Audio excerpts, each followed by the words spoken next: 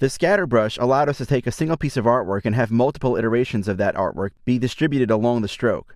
With an art brush, however, we take one piece of artwork and only that one piece of artwork gets distributed on that stroke, but that piece of artwork then can be distorted or stretched along that stroke. I have this file called artbrush.ai open. You'll find it in chapter 12 of your exercise files.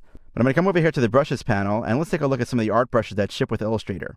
For example, this one here called Floral Spoke. I'll choose that one, choose my paintbrush tool, and I'll click and I'll drag. And you'll notice that right now that piece of artwork was kind of stretched along this particular path. Just like any of the other brushes that we've used until now, if I go into outline mode by pressing Command-Y or Control-Y, I see that what I've created is just one path, but a piece of artwork which was defined was stretched along that path. Just to give you a better idea of what's happening here, should I create a path that looks like this, I'll see that that artwork is now stretched along that particular path as well. Let me delete these and let's see how we can create our own art brush. In this particular file here, I have this surfboard. I can select that surfboard, come to the Brushes panel, click Create New Brush, and specify New Art Brush. When I click OK, I now see a dialog box over here, which I can now choose to rename. Let's call it Surfboard. Again, it's always good to give a name to your particular brushes. I could leave the width set to 100 over here, and I could set the proportional one so that it always scales in proportion. I'm going to leave that actually unchecked because sometimes you do want it to see stretched along a path. You can determine which direction the artwork gets stretched along the path, and you could also choose to flip it along or across, but we'll leave everything set to default right now.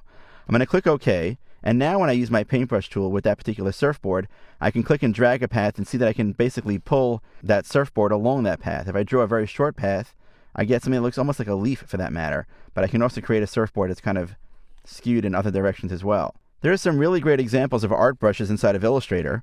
I'm going to go over here to this little pop-up, choose arrows, and then choose, let's do arrow standard. I can take, let's say, for example, this one. It looks like a regular triangle for that matter, but notice what happens when I go ahead and I use this brush. It almost creates a line that starts out very thick but then tapers to very, very thin.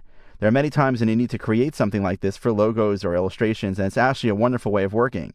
You could also, of course, use arrows as well, and what's great is that the arrows can be twisted or applied in any particular location. So definitely play around with some of the art brushes that Illustrator ships with, and remember, it's easy enough to create your own as well.